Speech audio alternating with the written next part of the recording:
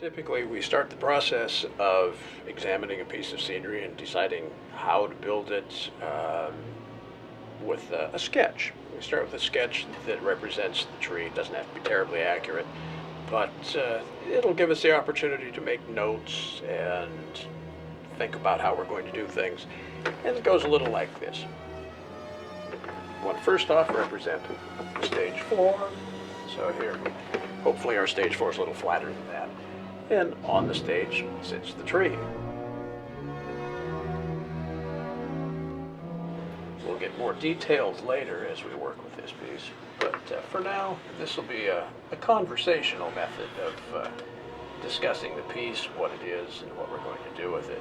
In the background behind me, we are working on a drop for Orpheus called the root ball drop, a giant root ball that has also become a bit of a creature.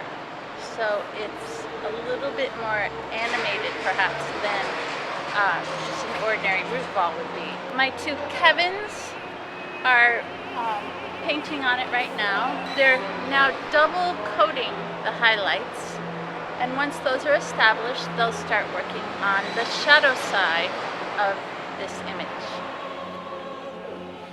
As we build these things, we have to examine them and think about many, many factors.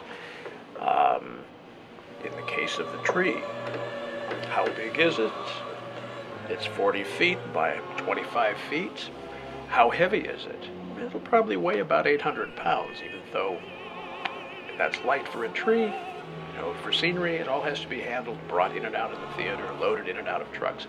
We have to think about, how does this break up to fit into a truck? How do we build it in the first place? These are questions that we look at as a team down here at the shop and decide how best to do this and achieve the look that the designer has in mind. Now let's do a little worm's eye view. Let's lay this whole thing onto its back and think about how we're going to build the thing.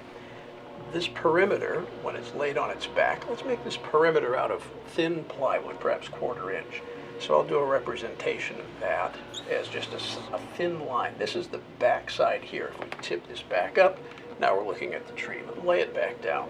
So here's a thin layer of plywood, and it's going to need some steel structure within it. So we'll probably make some steel frames that fall inside the tree within this silhouette that is defined by the plywood.